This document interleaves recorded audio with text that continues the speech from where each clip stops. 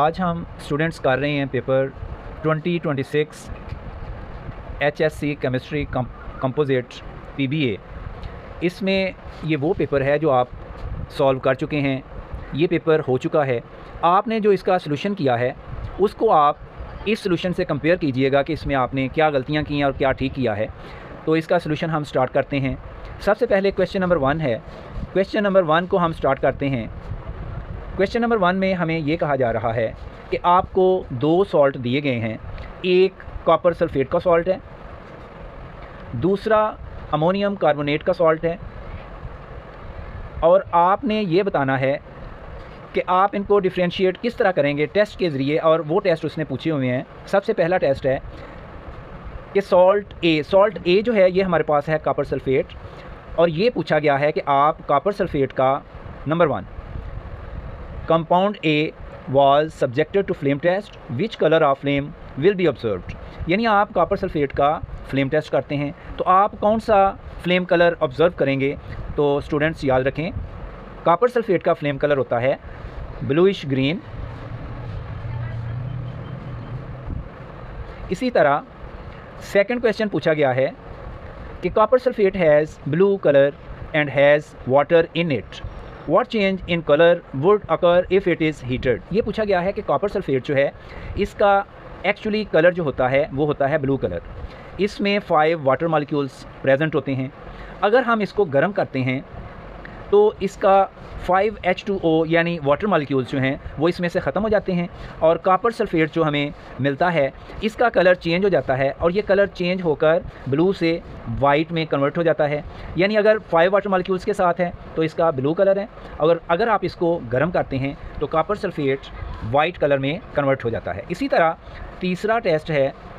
तीसरे टेस्ट में हमें पूछा गया है कि what will be the colour of precipitate formed when salt aqueous solution is mixed with aqueous sodium hydroxide।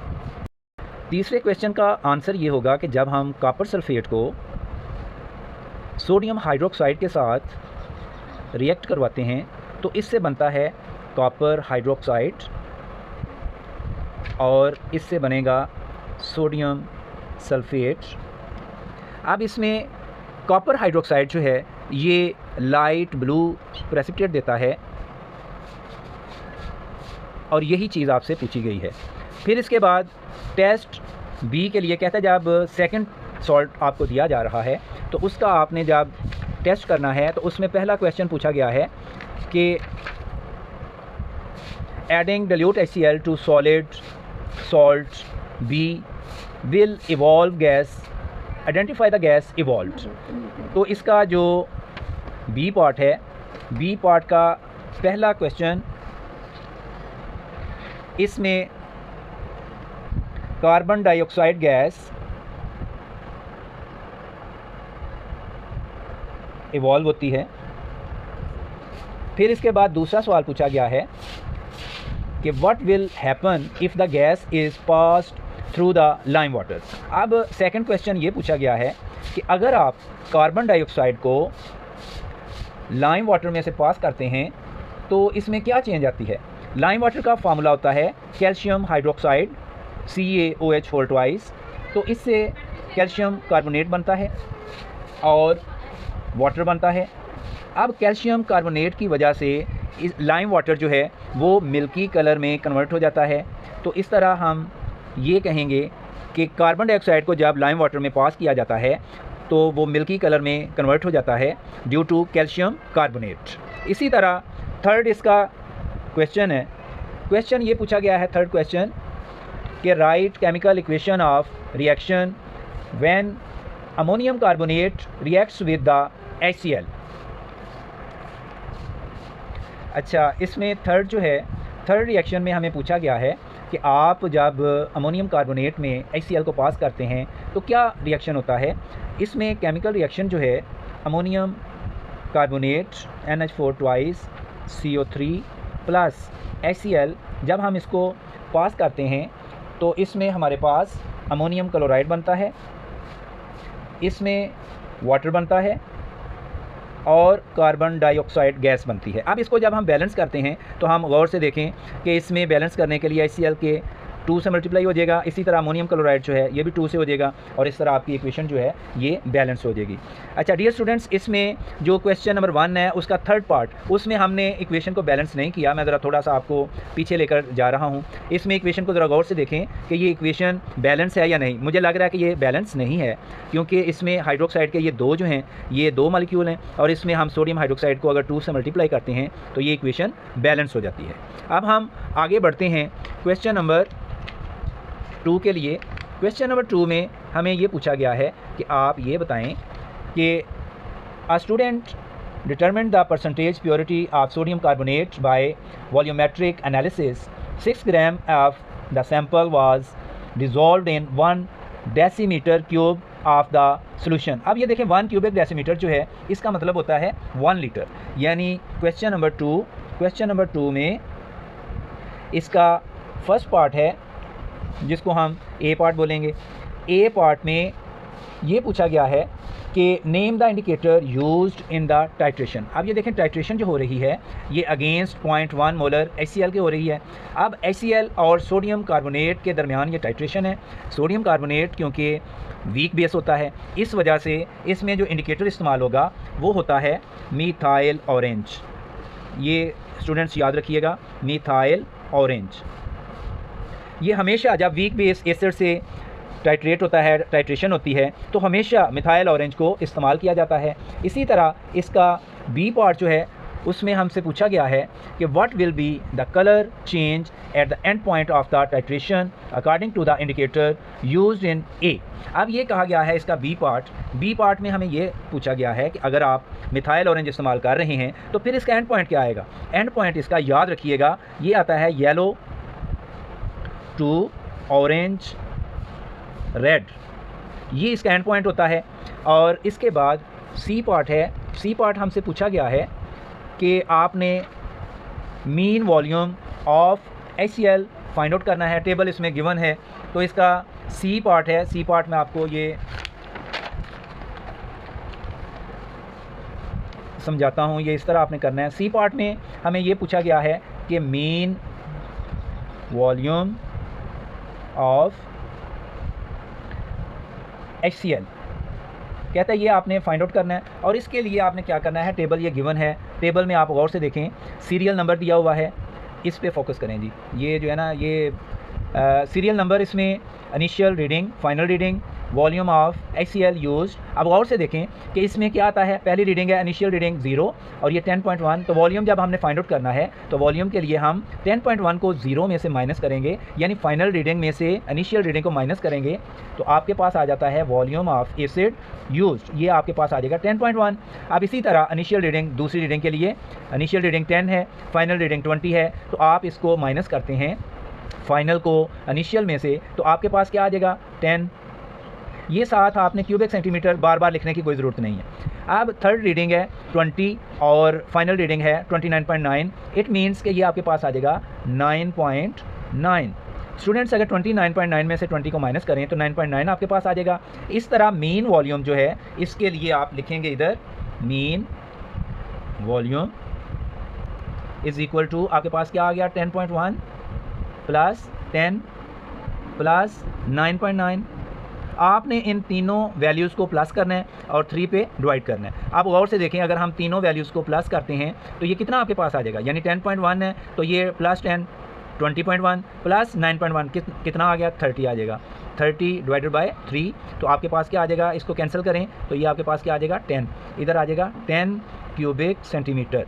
तो मीन वॉल्यूम आपके पास आ गया। इसी तरह डी पार्ट आपसे पूछा गया है calculate the molarity of sodium carbonate by using given information.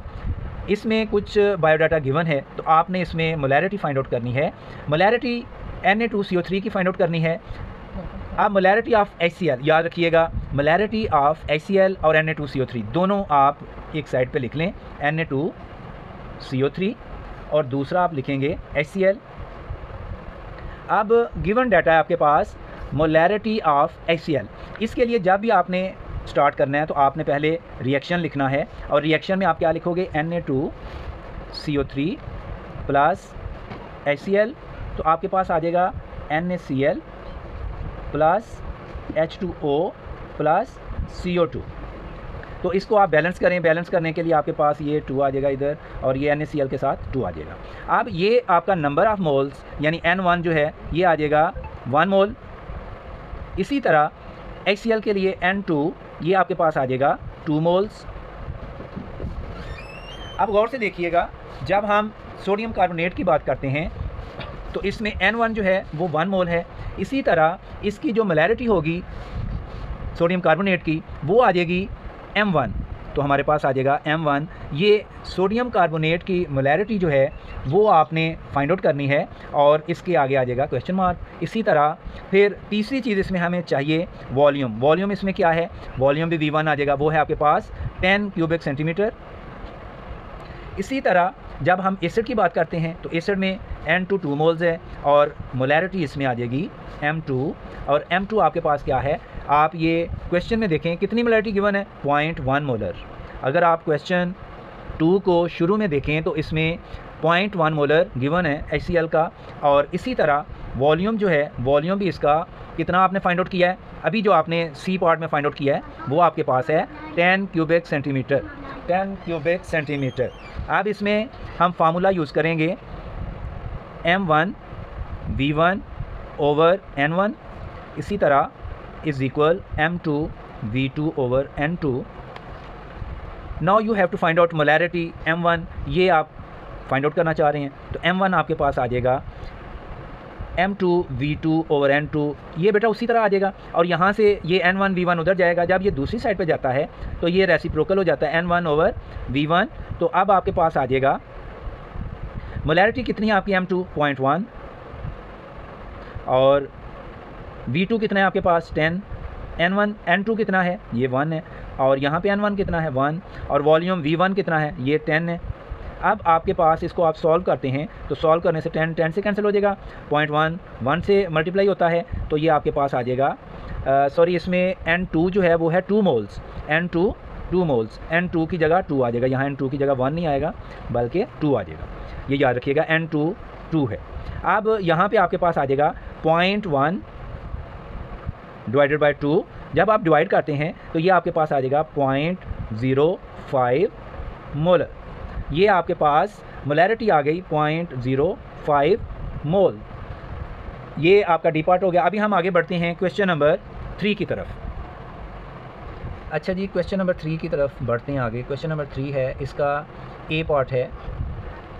इसमें हमें पूछा गया है कि right balanced chemical equation involve in this experiment. तो इसमें जो इक्वेशन इन्वॉल्व है वो हमने लिखनी है। सल्फ्यूरिक एसिड के साथ रिएक्शन हो रहा है, किसका हो रहा है जी, प्लस सोडियम कार्बोनेट,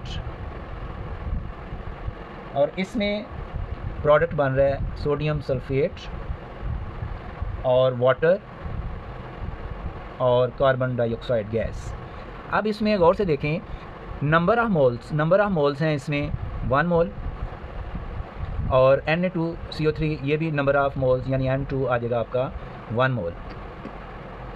अब इसमें बी पार्ट है, वो पूछा गया है कि determine the number of moles of sulphuric acid N1 and sodium carbonate N2 from A. यानी ये जो इक्वेशन आपने लिखी है इसमें आपने बताना है कि number of moles sulphuric acid के कितने हैं और सोडियम कार्बोनेट के कितने हैं। तो आप ये बजाय देख रहे हैं कि आप यहाँ पे लिखें sulphuric acid number of moles कितने आ गए जी 1 मोल। और इसी तरह सोडियम कार्बोनेट का पूछा गया है, sodium carbonate number of moles इसमें कितने हैं जी, ये भी 1 मोल है। यानी इसका मतलब क्या हुआ कि 1:1, यानी सल्फ्यूरिक एसिड का भी 1 मोल है और सोडियम कार्बोनेट का भी 1 मोल है। इसी तरह हम आगे बढ़ते हैं सी पार्ट के लिए। सी पार्ट में उसने पूछा है calculate the molarity M1 of sulphuric acid using previously provided information. आप प्रीवियसली प्रोवाइडेड इन्फॉर्मेशन क्या कुछ हैं वो ज़रा गौर से सुन लें। उसमें है 10 cubic centimetre of sulphuric acid was titrated against 10 cubic centimeter of 0.05 molar sodium carbonate to determine the molarity of sulfuric acid। तो अब हम सी पार्ट की तरफ आए हैं कि मोलैरिटी हमने फाइंड आउट करनी है। Molarity of sulphuric acid you have to find out. अब गौर से देखें, इसमें हम लिखेंगे H2SO4 और इनको थोड़ा सा सेपरेट करेंगे क्लाइंट से। और ये हमारे पास बेस है सोडियम कार्बोनेट। तो यहाँ पे सल्फ्यूरिक एसिड का ये हम रिएक्शन से नोट करेंगे। रिएक्शन में नंबर ऑफ़ मोल्स होंगे, नंबर ऑफ़ मोल्स N1 1 मोल। फिर इसके बाद वॉल्यूम इसका आ जाएगा V1, वो आपके पास है 10 ml। फिर इसके बाद M1, ये मोलैरिटी है सल्फ्यूरिक एसिड की, you have to find out. अब सोडियम कार्बोनेट की बात करते हैं, तो इसका भी नंबर ऑफ़ मोल 1 मोल है। फिर हम वॉल्यूम की बात करते हैं, सॉरी सोडियम कार्बोनेट के लिए जब नंबर ऑफ़ मोल्स है ये N2 होगा और वॉल्यूम ये V2 होगा। और ये भी आपका कितना है 10 ml। 10 ml या cubic centimetre, both are same words, आप कोई भी वर्ड लिख सकते हैं। तो अब M2 आपका क्या है? M2 एक्चुअली हमने जो फाइंड आउट किया है वो क्या है 0.05 मोलर। यानी क्वेश्चन में आप देखें स्टेटमेंट में, क्वेश्चन नंबर 3 स्टेटमेंट में कितना दिया हुआ है 0.05 मोलर सोडियम कार्बोनेट। यानी हमें मोलैरिटी कितनी दी गई है 0.05 मोलर, ये हमें मोलैरिटी है। अब हम फार्मूला इस्तेमाल करेंगे M1 V1 over N1 M2 V2 over N2। तो इसके लिए हमने M1 फाइंड आउट करना है, तो हमारे पास आ जाएगा V1 कितना है, V1 हमारे पास 10 है और N1 कितना है, N1 हमारे पास 1 है। फिर इसके बाद M2 हमें 0.05 मोलर दिया हुआ है। फिर इसके बाद वॉल्यूम कितना है जी V2 10 ml और N2 आपके पास कितना है N2 1 मोल।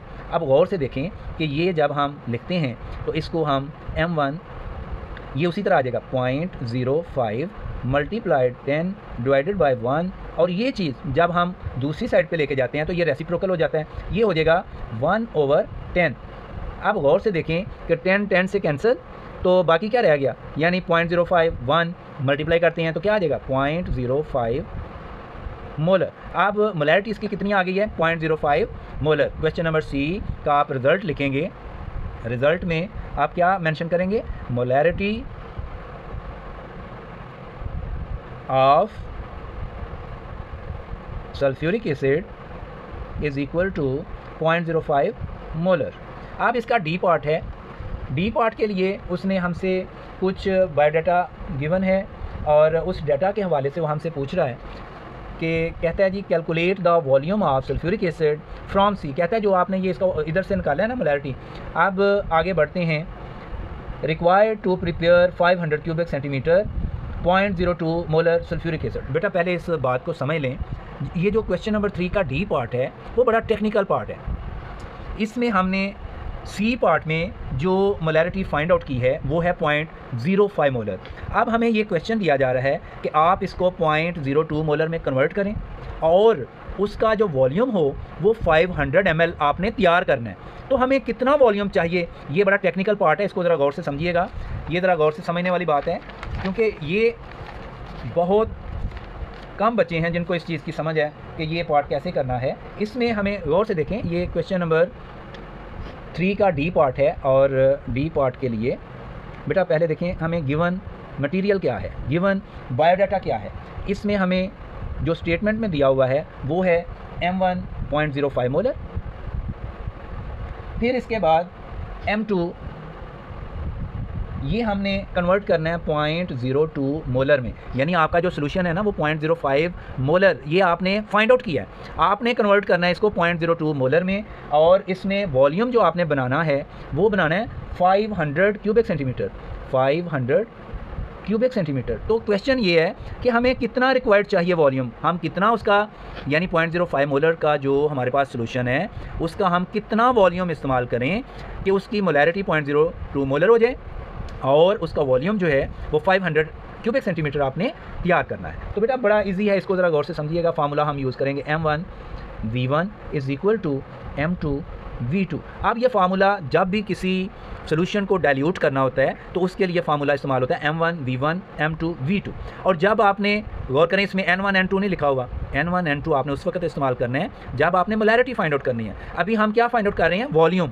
वॉल्यूम के लिए M1 V1 M2 V2 इस्तेमाल करेंगे। अब M1 आपके पास क्या है, वो है 0.05 और V1 you have to find out, ये यहाँ पे V1 उसी तरह आ जाएगा। फिर M2 आपके पास जिसमें आपने कन्वर्ट करना है 0.02 मोलर, ये जो क्वेश्चन में दिया हुआ है, और वॉल्यूम इसका कहता है कितना बनाओ 500 ml। ये बेटा बड़ा टेक्निकल पॉइंट है, ज़रा गौर से समझिएगा। आप यहाँ पे देखें, आप बच्चों के पास कैलकुलेटर नहीं है तो आपने इसकी कैलकुलेशन कैसे करनी है। इसकी कैलकुलेशन के लिए आपने इस पॉइंट को ख़त्म करना है। तो जब पॉइंट को ख़त्म करते हैं तो 5/100 आ जाएगा, फिर वॉल्यूम आपका उसी तरह V1 आ जाएगा। आप इस पॉइंट को ख़त्म करेंगे तो फिर 2/100 आ जाएगा। कैलकुलेटर के बगैर कोशिश करें कि आप इसको सॉल्व करें। अब यहाँ पर ये जो 0 0 कैंसिल हो रहे हैं, फिर आपके पास आ जाएगा 5/100। ये अभी हम उसी तरह चला रहे हैं ताकि आपको समझ आ जाए, मैं इसी तरीके से कर रहा हूँ। 2 × 5 कितना आ जाएगा 10। तो वॉल्यूम आपने फाइंड आउट करना है, तो यहाँ 10। ये चीज़ जब उधर इक्वल के दूसरी साइड पे जाती है तो रेसिप्रोकल हो जाती है, तो ये आ जाएगा 100 / 5, यानी ये रेसिप्रोकल हो जाता है, उल्ट जाता है ये। अब यहाँ पर 5 1s are 5, 5 2s are 10, 2 को 100 से मल्टीप्लाई करें तो बेटा आपके पास क्या आ जाएगा 200।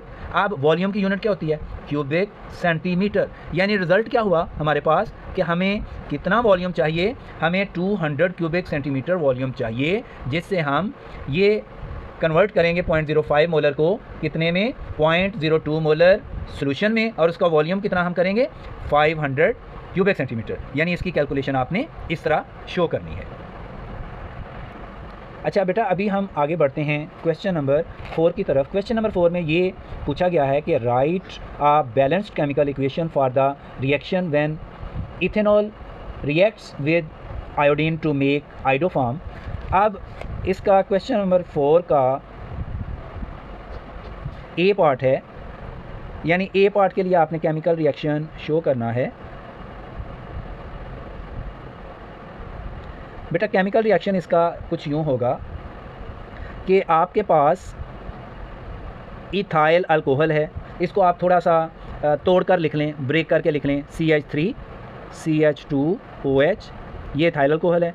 इसको हम जब आयोडीन के साथ रिएक्ट करवाते हैं in the presence of sodium hydroxide, तो बेटा इसमें हमारे पास जो प्रोडक्ट बनता है वो आता है CHI3 मिथाइल आयोडाइड, और हमारे पास बनता है HCOONA सोडियम एसीटेट इसको बोलते हैं।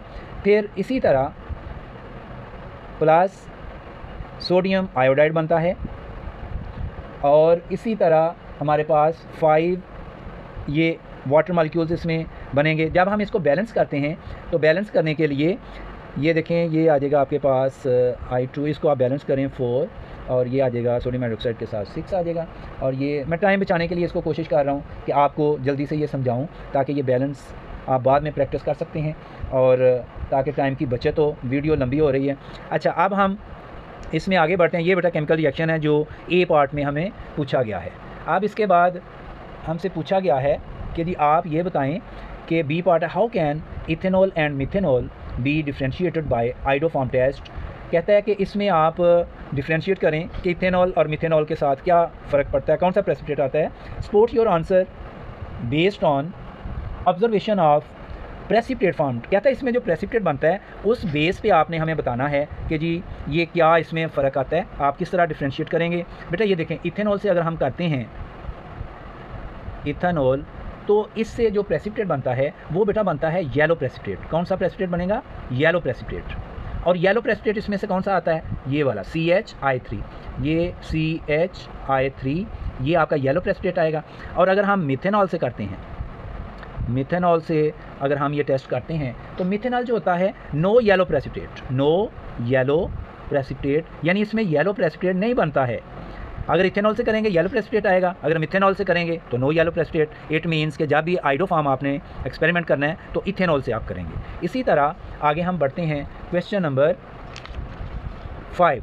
क्वेश्चन नंबर 5 में ये कहा गया है कि a student has an unknown sample of a compound likely to be an aldehyde। कहता है एक अननोन सैंपल दिया गया है आपको अल्डिहाइड का, तो आप ये बताएं कि पहला क्वेश्चन है A part, how can he confirm the functional group present in provided sample, write down chemical test. कहता है इसमें आपने केमिकल टेस्ट बताना है क्वेश्चन नंबर 5 में। क्वेश्चन नंबर 5 में कि अगर एक स्टूडेंट को अल्डिहाइड दिया गया है तो उसका ए पार्ट पूछ रहा है कि जो उसमें टेस्ट आएगा वो क्या होगा।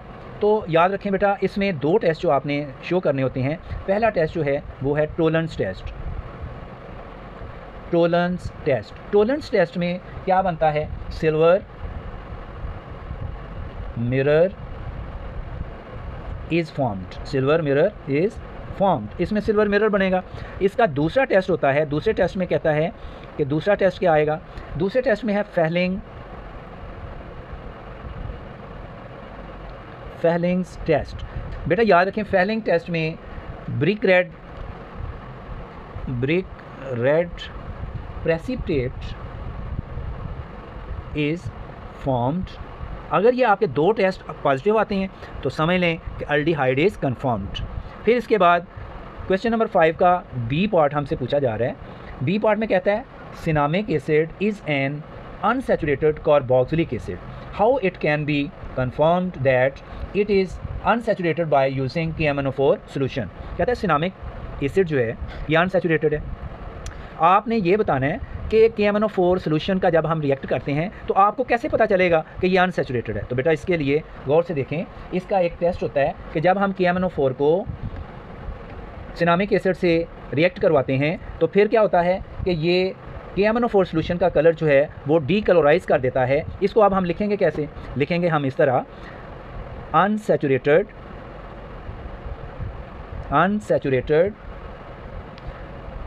कार्बोक्सिलिक एसिड, ये सिनामिक एसिड होता है, सिनामिक एसिड ये जब रिएक्ट करता है KMnO4 सोल्यूशन से तो ये क्या करता है, डीकलोराइज कर देता है,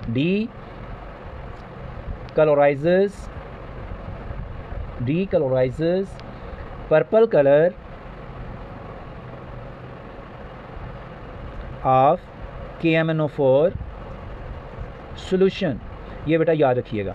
फिर इसके बाद सी पार्ट है। सी पार्ट में हमें ये पूछा जा रहा है कि how does oxidation state of manganese change during this, यानी बी पार्ट में वो कहता है कैसे, वो रिएक्शन जो आपने करवाया है तो उसमें क्या हुआ है, mention only the oxidation state. कहता है जब वो डीकलोराइज हो गया है तो ये क्या वजह है, इसकी वजह क्या हुई है, कहता है उसको आप मेंशन करें कि वजह क्या हुई है। आपने मेंशन जो करना है वो सिर्फ उसकी ऑक्सीडेशन स्टेट को करना है। तो ऑक्सीडेशन स्टेट जो है, स्टेट वो ये है कि मैंगनीज फ्रॉम 7, इसकी जो ऑक्सीडेशन स्टेट है ये ऑक्सीडेशन स्टेट होती है +7, यानी manganese changes from +7 to manganese +4। इस तरह इसमें ये चेंज आई है कि ये डीकलोराइज हो गया। KMnO4 डीकलोराइज होने की वजह क्या है कि उसकी ऑक्सीडेशन स्टेट जो है वो चेंज हो गई है। इस तरह Mn manganese changes from +7 to +4। अभी हम आगे बढ़ते हैं क्वेश्चन नंबर 6 के लिए। बेटा अभी हम क्वेश्चन नंबर 6 की तरफ बढ़ते हैं। क्वेश्चन नंबर 6 लास्ट क्वेश्चन है इस पेपर का, जो कि आपका 2026 में प्रैक्टिकल का पेपर हुआ है, उसका ये लास्ट क्वेश्चन है। ए पार्ट है, कहता है right chemical equation of reaction when barium chloride reacts with potassium chromate. अब इसमें देखें क्वेश्चन नंबर 6 में इसका ए पार्ट है। ए पार्ट में बेटा हमसे पूछा गया है कि इसका केमिकल रिएक्शन लिखें। तो केमिकल रिएक्शन इसका है barium chloride plus potassium chromate. अब इससे प्रोडक्ट क्या बनता है, बेरियम क्रोमेट बनेगा BaCrO4, और इसमें बनता है बेटा पोटाशियम क्लोराइड 2KCl। ठीक है जी।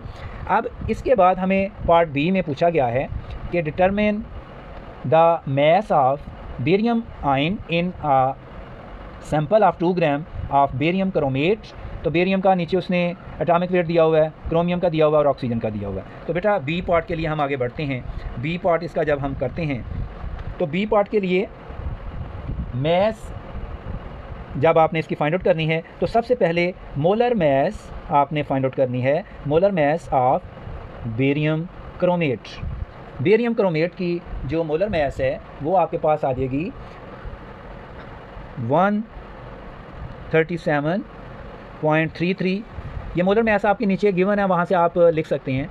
प्लस क्रोमियम की यहाँ पे गिवन है, कितनी है ये 52, प्लस ऑक्सीजन के 4 मॉलिक्यूल हैं तो 4 × 16। तो जब हम इसको मल्टीप्लाई करते हैं तो मल्टीप्लाई करके 137.33 प्लस 52 प्लस 64, तो बेटा ये आपके पास आ जाएगा, कितना आ जाएगा 53.33 ग्राम पर मोल। ये आपने मोलर मास इसकी फाइंड आउट कर ली। अब इसके बाद आपने बेरियम की मास फाइंड आउट करनी है, तो आप इसमें क्या लिखेंगे, mass of barium, mass of barium in 253, ये जो आपने फाइंड आउट किया है ना, ये आप लिखेंगे 253.33 ग्राम पर मोल, जो भी आपका आता है, ये है बेरियम क्रोमेट। यानी बेरियम क्रोमेट में बेरियम की मास कितनी है, वो बेटा आपकी आ रही है 253.33, और इसमें आपके पास बेरियम कितना है, बेरियम है 137.33 ग्राम। अब मास ऑफ बेरियम, ये बेटा आपकी इन 1 ग्राम, यूनिटरी मेथड हम इस्तेमाल कर रहे हैं, यानी 1 ग्राम बेरियम क्रोमेट में कितनी होगी, तो ये बेटा आपकी आ जाएगी, कितनी आ जाएगी, 137.33 डिवाइडेड बाय 253.33। और अब आपने फाइंड आउट करनी है मास of barium ion in 2 gram, in 2 gram barium chromate, barium chromate. तो बेटा ये आपके पास कितनी आ जाएगी, यानी 137.33 डिवाइडेड बाय 253.33 मल्टीप्लाइड बाय ये 2 आ जाएगा, मल्टीप्लाइड बाय 2। तो जब आप इसको सॉल्व करते हैं, सॉल्व करने के बाद आपका जो आंसर आएगा वो बेटा आ जाएगा 1.08 ग्राम। यानी मैं इसको वीडियो को शॉर्ट करने के लिए ज़रा इसको डायरेक्ट इसका आंसर बता रहा हूँ, बाकी आप कैलकुलेट करके देखिएगा, इंशाल्लाह इसका आंसर यही आएगा। तो आप कंपेयर कीजिएगा आपका आंसर कहाँ तक ठीक है, कहाँ तक गलत है। तो एंड पे आपने रिज़ल्ट लिखना है, रिज़ल्ट में आ जाएगा यही, mass of barium is equal to 1.08 gram. यानी रिज़ल्ट आप लिख लेंगे मास ऑफ बेरियम आयन कितना है जी, 1.08 ग्राम। ये आपका आंसर आ गया जी। अभी हम आगे बढ़ते हैं, इसका क्वेश्चन पार्ट है इसका सी। पार्ट सी में बेटा ये देखें, ये बड़ा क्लियर उसने बताया हुआ है, ये पार्ट सी में what are common desiccating agents used in desiccators. आप इसमें देखें, वो ये कह रहा है कि डेसिकेटर में हम कौन कौन से डेसिकेटिंग एजेंट्स इस्तेमाल करते हैं। तो आप ये गौर से देखें, इसमें सी पार्ट है, तो कॉमन जो डेसिकेटिंग एजेंट्स हैं, डेसिकेटिंग एजेंट्स बेटा इसमें मुख्तलिफ डेसिकेटिंग एजेंट्स हैं। नंबर वन इसमें सिलिका जेल इस्तेमाल किया जाता है, सिलिका जेल इस्तेमाल करते हैं हम। सिलिका जेल के बाद हम इसमें एनहाइड्रस कैल्शियम क्लोराइड इस्तेमाल करते हैं, यानी CaCl2। फिर बेटा इसमें हम इस्तेमाल करते हैं फास्फोरस पेंटॉक्साइड, यानी P2O5 फास्फोरस पेंटॉक्साइड। फिर हम इसमें इस्तेमाल करते हैं कंसनट्रेटेड सल्फ्यूरिक एसिड।